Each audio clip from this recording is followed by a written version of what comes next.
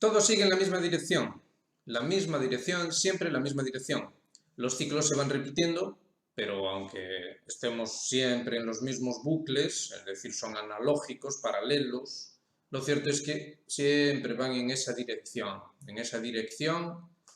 que conduce irremisiblemente hacia el desastre, porque no es una cuestión tanto del optimismo o el pesimismo que pueda tener este o aquel. Se trata más bien de un enfoque nihilista, un enfoque de completo sinsentido. Es algo así como no creer en nada, pero creer en que algo lo va a solucionar todo. Digamos que esa frase lo resume bastante bien. Esto funciona a todos los niveles y en todos los ámbitos del planeta, porque, queramos o no, al final se impuso aquello del globalismo y las relaciones estrechas a todos los niveles superan con creces aquello que compartimenta, aquello que separa, aquello que diverge. Hay mucho más que converge de lo que diverge. Eso tiene sus pros y sus contras, como todo en la vida. Pero vayamos analizando paso a paso las últimas cosas que han ido ocurriendo. La ofensiva de Kursk, como si estuviéramos en 1943, de momento está bajo la euforia de un régimen, nos referimos a la OTAN, que cree realmente que puede darle la vuelta a la situación, que cree que puede hacerse con todo el pastel ruso y eso implica obviamente todo el resto del pastel, puesto que si Rusia llegase a caer, China tendría muy escasas opciones de conseguir liberarse de un nuevo yugo, de unos nuevos tratados desiguales que sencillamente hiciesen imposible que volviese a cumplir esa función histórica que siempre ha cumplido la civilización china. Miren, porque ocurren cosas de refilón que parecen no tener importancia y parecen no estar relacionadas, pero al final resulta que sí que lo están. Fíjense lo que ha ocurrido en Bangladesh. Al final resulta que lo que parecía, pues eso, una casualidad, una nadería sin importancia, acabó resultando en la imposición de un gobierno total y absolutamente proestadounidense. Esto ya hizo recelar a los hindúes y, desde luego, entra dentro de esa misma lógica que acabamos de decir con respecto a Rusia.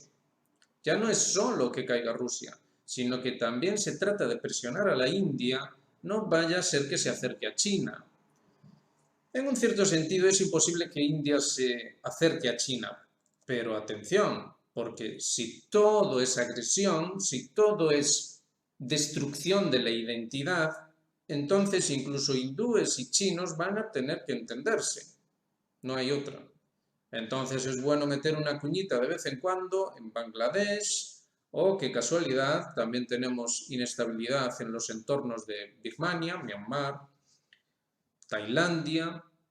Por supuesto, siempre, bueno, recordemos también Baluchistán, es decir, la cuestión de cómo los occidentales han tratado de meter también una cuña ahí, solo que los pakistaníes y los iraníes al final han sido listos y han sabido aliarse de manera eficaz para combatir un mal común. Entonces, en todos los ámbitos y a todos los niveles tenemos siempre esa estrategia general que es la que quedó ya en tiempos remotos, si tenemos en cuenta la escala de velocidad de acontecimientos que tenemos encima, que sería algo así como los años 60, digamos que fue cuando se le dieron los últimos retoques a esa estrategia de dominio de la isla del mundo, ya a un nivel de globalismo, de economía tal como la entendemos ahora, todas estas cuestiones de tipo mundialista, pero de forma pragmática, una moneda para todo el mundo, un sistema financiero para todo el mundo, etcétera, etcétera. Esas últimas pinceladas se dieron ya en los años 60, saliendo ya de los años 50 y entrando en los años 60, cuando se estaba configurando aquel mundo de la Guerra Fría, pero que en realidad ya se pensaba más allá de la Guerra Fría. Esa es la última estrategia occidental, ayer que hablábamos de estrategia. Ahora bien, esa última estrategia occidental no tiene en consideración, no cree ni siquiera que exista, otra cosa que no sea la mentalidad moderna. Y ahí es donde está su talón de Aquiles. Así que vamos paso a paso viendo cómo efectivamente este análisis, este marco de análisis que hemos ahora bosquejado así rápidamente, efectivamente es bueno. Fíjense lo que está pasando en Inglaterra. ¿Qué es lo que tenemos? Tenemos que al final, con esta cosa de esos ataques a inmigrantes por un lado, financiados por el sionismo, y inmigrantes haciendo cosas más o menos, digamos, subversivas por el otro, financiados también por el sionismo, o dirigidos o influidos por el sionismo. ¿Qué es lo que ha dado como resultado? Tenemos noticias del sistema judicial británico, no digamos ya los medios o el gobierno británico, hablándonos de la necesidad de imponer ciertas medidas en nuevos ámbitos y acerca de cuestiones totalmente nuevas. Por ejemplo, eso de atacar a los inmigrantes, aunque sean incluso ciudadanos británicos, claro, son realidades nuevas. Tenemos en los países europeos una gran cantidad de ciudadanos de los diferentes países, pero que en realidad son de una generación o dos de lo que antes eran, pues, en el caso británico, pues figúrense, podrían ser de la India, podrían ser de Pakistán, podrían ser de tantos otros países. Y en el caso del resto de los países europeos, aunque se modifiquen los países, las religiones, etcétera, viene a ser lo mismo. Entonces tenemos que hay que proteger a un nuevo tipo de ciudadano, pero fíjense, hay que protegerlo del viejo tipo de ciudadano, cosa bien curiosa. Pero, ay amigo, hay que tomar medidas cada vez más totalitarias, pero para bien, para evitar el totalitarismo hay que implementar medidas cada vez más totalitarias. Entonces tenemos que ya sencillamente, por escribir un comentario en internet acerca de un evento que ocurrió en la calle, pero que toque esos temas, entonces ya la pena es absurdamente severa. Todo va tendiendo, como en los tiempos de aquella enfermedad curiosa, que parece que ya muy lejana, pero que en realidad hace solo 4 años y unos meses, todo va tendiendo hacia un control absolutamente distópico de la sociedad, pero eso sí, sirviéndose de las diferencias, sirviéndose de las grietas, como si un ciudadano británico, que sencillamente es hijo de unos, pongamos por caso, pakistaníes, no tuviese en realidad los mismos intereses que un ciudadano británico, pues inglés de toda la vida, que en realidad lo único que quiere es llevar una vida digna, con un... bueno, se pide tan poco, ¿verdad?, que al final ya casi es redundante decirlo. Entonces, ¿por qué separarse? ¿Por qué habrían de separarse? Cuando en realidad se está hablando de los intereses más elementales, más básicos. Ni siquiera tiene sentido, si lo pensamos. Ay, amigo, pero si lo encuadramos en lo que dijimos al principio, si lo encuadramos en ese plan, en esa estrategia de dominio del mundo, ay, entonces sí tiene sentido. Entonces el sentido está en otro lugar. Y eso es lo que siempre estamos diciendo en este canal, que hay que profundizar un poco más y ver cuál es el auténtico sentido, cuál es la auténtica lógica de este sistema de sistemas que pretende dominar ya no solo todo el planeta o los recursos, etcétera, sino que depende o pretende dominar la mente, las ideas, lo que significa o representa el propio ser humano.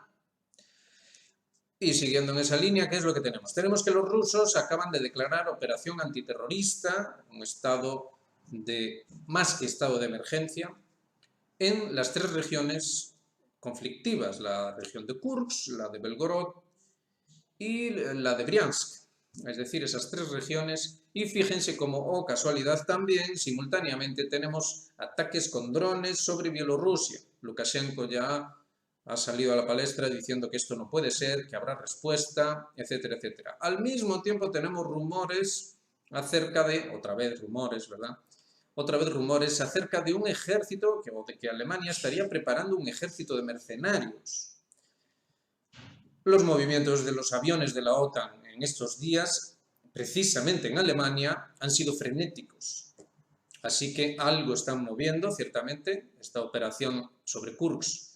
Algo significa después de todo, pero hay que siempre tratar de verlo a un enfoque mayor para poder comprenderlo. Si lo vemos sencillamente como una operación ucraniana sin más, no tiene ningún sentido en absoluto. La OTAN, tal y como dijimos en este canal, lleva a cabo una ofensiva sobre Rusia. Una ofensiva que nosotros hemos llamado de atentados y sabotaje. Y la incursión en Kursk no deja de ser un atentado y un sabotaje. Entre otras cosas, lo que se sabotea es la propia credibilidad de Putin o del gobierno ruso. Ahí entra esta cuestión que ya hemos dicho varias veces de la sexta columna. Eso hay que tenerlo muy en cuenta. No necesariamente los que forman parte de la sexta columna tienen por qué tener conciencia de ello siquiera. Simplemente, sin saberlo, se dejan llevar por una serie de operaciones psicológicas que no tienen en consideración este marco que estamos dibujando aquí en este vídeo. Sencillamente ven las cosas a pequeña escala y a pequeña escala una incursión como la que han hecho los ucranianos en Kursk ciertamente parece el acabose, parece el desastre final, etcétera, etcétera. Pero no lo es en absoluto. El señor Putin y el gobierno ruso, los diplomáticos rusos, aquí siempre hablamos de los diplomáticos rusos, no se le da importancia a la diplomacia, pero los rusos, donde de verdad tienen su punto fuerte, no es en el ejército, es en la diplomacia. Los diplomáticos rusos, decimos, y el señor Putin y el gobierno ruso, llevan ya décadas preparándose para lo que ya ellos percibían como inevitable. Esa expansión de la OTAN es un hecho histórico verificable, por mucho que la propaganda diga que no. Alguno ha recordado, si mal no recordamos era precisamente Oleg Yasinski, recordaba cómo ya en el año 22, justo antes de empezar la operación militar, no fue Yasinski quien lo dijo, fue Schreiber, ahora que recordamos bien. Decía que ya al principio, justo antes de lanzarse la operación militar especial, Putin puntualizaba muy claramente que la OTAN debía volver a las fronteras de 1997.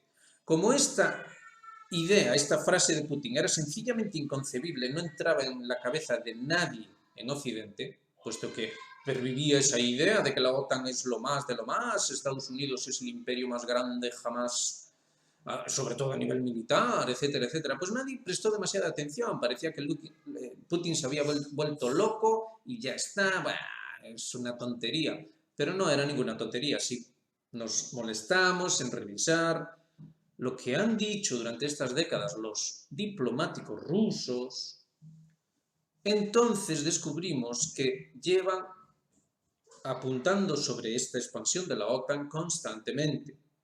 Hay un registro que está ahí para ser comprobado para quien lo quiera. Otra cosa es que Rusia estuviese débil y jugase un doble juego de que por un lado apuntaba y por otro lado dejaba ir. Hasta cierto punto incluso lo sigue haciendo ahora, hasta cierto punto. Pero obviamente no puede fundamentarse la propia Rusia. No llegarían hasta donde están ahora a plantarle cara a la OTAN, de no ser porque tienen una estrategia definida cuyo núcleo es precisamente ese. La expansión de la OTAN hacia el este no es algo inocente ni casual, sino que entra dentro de esta toma de la isla del mundo para poder someter a China. Entonces, como se puede comprobar, Bangladesh, fíjense en la situación europea que se está perfilando en Inglaterra, Ucrania, lo que está ocurriendo actualmente en Ucrania, que amenaza con desplazarse a Bielorrusia, Polonia. Fíjense lo que pasó en el Cáucaso, fíjense lo que pasó en Asia Central, ya todos se han olvidado de lo que ocurrió en Kazajstán, justo antes de que empezara la operación militar especial. Todos estos elementos lo que hacen ver, para quien tenga ojos y quiera verlo, es que el occidente colectivo, el imperio anglo-sionista, porque después de todo el sionismo, ellos mismos nos están diciendo que el sionismo es el núcleo del proyecto civilizatorio moderno. Son ellos quienes lo dicen, no somos nosotros. Entonces ese sionismo, ese anglo-sionismo, ese sionismo que digamos que no es solo una cosa judía o de Israel, sino que es una cosa de Estados Unidos, una cosa que ellos mismos enarbolan con orgullo, sin por lo demás ocultarlo lo más mínimo, ese anglo-sionismo está moviendo las fichas para conseguir su objetivo, sigue haciéndolo mientras estamos hablando. Nada ha cambiado en ese sentido y nada está dejado a la casualidad precisamente. Entonces, si tenemos eso en cuenta, fíjense cómo Rusia da otro paso más con esto de la operación antiterrorista en esas regiones. Fíjense cómo la inestabilidad crece en Bielorrusia.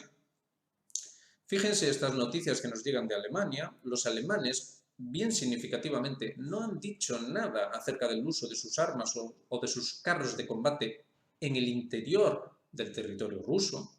No se han quejado, no han dicho que Ucrania esté haciendo mal. Por supuesto, Estados Unidos tampoco lo está haciendo.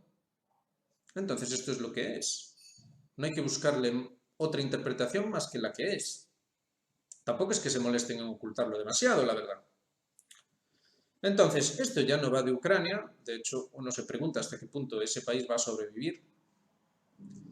Fíjense que incluso había llamamientos a que las mujeres tienen que ir al frente para seguir en esta lucha absurda. Ya ellos mismos están reconociendo que no tienen hombres suficientes y que hay que mandar a las mujeres. Es de locos, pero sirve a un propósito, sirve a una estrategia que ya se ha quedado rancia, que no tiene realmente sentido, pero que está ahí. Y a eso se contrapone la estrategia de estos países orientales que cada vez se están uniendo más. Fíjense que salían esas noticias acerca de que supuestamente los iraníes también han favorecido, suministrado misiles, supuestamente, siempre supuestamente, a los rusos. Supuestamente habría ya una colaboración estrecha, esperamos a que todo esto se confirme, pero la verdad tampoco es que haya habido nada que haga o que dé a entender que esto no está siendo así, sino todo lo contrario. Si esto es así, digamos que hay una auténtica alianza, tenemos ya un bloque muy definido, muy sólido, y que persiguen unos objetivos sobre una misma estrategia. Es una estrategia, si quieren, en negativo, vale, es verdad que es en negativo, es decir, es una estrategia que trata de frenar la estrategia occidental de dominio de la isla del mundo, pero es una estrategia al fin y al cabo. Y lo que tratan es de buscarle el positivo, y dentro de ese positivo del negativo estaría esta construcción BRICS, esa Organización para la Cooperación de Shanghái, la ruta de la seda, todas estas iniciativas, todas tratan de encontrar el positivo del negativo. Ahora bien, hay un gran problema, y es el problema cultural. Es decir, la hegemonía occidental, por encima de cualquier otra cosa, reina sobre el aspecto cultural en todo el planeta y sigue haciéndolo a día de hoy, incluso en lugares muy cerrados, donde se han esmerado especialmente en cerrar la entrada de esa cultura. Aún así, sigue permeando, sigue colándose por las rendijas. Así pues, bueno, no insistimos más, tenemos mucho movimiento por aquí, así que sencillamente hemos querido dibujar definidamente el marco estratégico, puesto que no se está hablando de ello y es sumamente importante, y hay que valorar los hechos puntuales, los hechos aparentemente, lo dicho, que no tienen nada que ver con nada, siempre nos están diciendo lo mismo. Lo que pasa en Inglaterra no tiene nada que ver con nada, etcétera, etcétera. Todo esto en realidad sí tiene que ver con todo y forma parte, insistimos, de una doble estrategia. Por un lado, la estrategia occidental, que data de finales de la Segunda Guerra Mundial, se le dieron las últimas pinceladas en los años 60 y nada ha cambiado desde entonces. Fíjense que en este canal ya hemos hablado de Brzezinski, hemos hablado de Yuri Bezmenov, los finales de la Unión Soviética, la conferencia de los neocons, que si los straussianos, los trotskistas, que acaban conformando todo ese núcleo que actualmente está ocupando el poder en Estados Unidos, dividido ese sí, debido a las dificultades, pero que sigue dominando. Todas estas cosas ya quedaron definidas en los últimos años 60, principios de los 70, ya nada cambió desde entonces. Cuando se implementa la doctrina Zebrowski, era en realidad el paso natural dentro de aquel planteamiento, de aquel mapa, de aquel esquema. Por otro lado, los países díscolos, esos países autocráticos, como los etiquetan, etcétera, etcétera, en realidad pasa 3/4 de lo mismo. Su estrategia data de aquel entonces. Pensemos que la revolución iraní es de finales de los 70. Pensemos también que en el ambiente chino ya las cosas empiezan a germinar, por así decir, ya en los años 80. Pensemos qué significó realmente la plaza de Tiananmen, cómo se produjo la reacción a eso, por poner solo 2 pinceladas. Ahora bien, es una estrategia en negativo en ese sentido, es una estrategia a la defensiva, mientras que el positivo al menos no se está dando a ver de forma nítida. Es verdad que también es demasiado complicado y que mientras esa hegemonía occidental siga teniendo la prevalencia cultural, muy difícilmente se va a poder implementar algo.